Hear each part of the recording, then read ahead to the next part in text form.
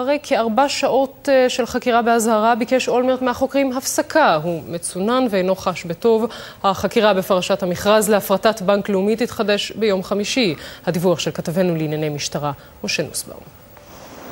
ב14:30 לערך הסתיימה חקירתו הראשונה של ראש הממשלה. הראשון יצא משם רס"ר ישי בן דרור, איש היחידה הארצית לחקירות הונאה שאחראי על הקלטת החקירה. קיבלו אותנו יפה, נחמד, היה כיף, נעים.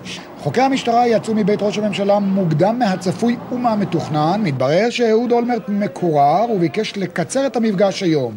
אבל גם בבוקר, כשהם הגיעו, זה היה די ברור שהחקירה הזאת לא תסתיים היום.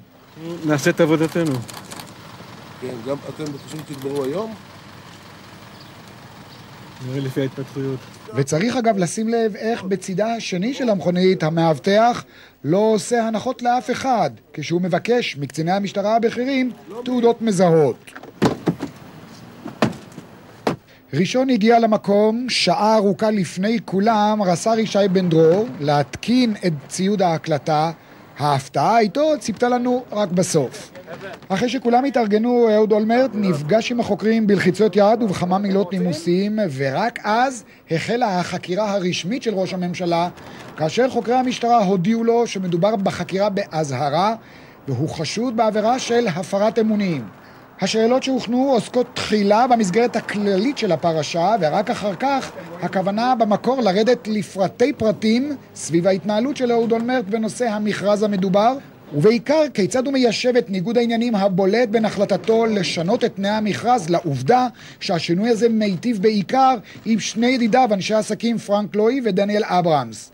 אבל לכך החוקרים עוד לא הספיקו להגיע היום. החקירה מחרתיים אמורה להיות ארוכה הרבה יותר. ובחזרה לישי בן דרור החביב, רק כשליווינו אותו בדרך למכוניתו, התברר לנו שהשוטר הזה רושם לזכותו הישג יוצא דופן. תשמע, אני הכי פחות מתרגש מכולם, כי זה לא הראשון שלי, אבל זה ראשון שלהם. אבל אל ת... כבר חקרת את שרון? אני חקרתי, הייתי גם איתו כבר פעם, וחקרתי את... אתה יודע מה, אתה לא יודע, אתה סיקרת את נתניהו? את נתניהו, ברק, פעמיים, אני כבר... את כל ראשי הממשלות. הם קצת מתרגשים, אני פחות. רס"ר ישי בן דרור הוא אפוא השוטר היחיד שנכח בחקירת כל ראשי הממשלה בישראל, אבל הוא נשאר צנוע.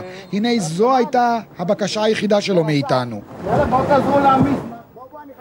טוב, אנחנו איתכם, אמנון אברמוביץ' ומשה נוסבאום בעניינים האלה. משה, נתחיל איתך.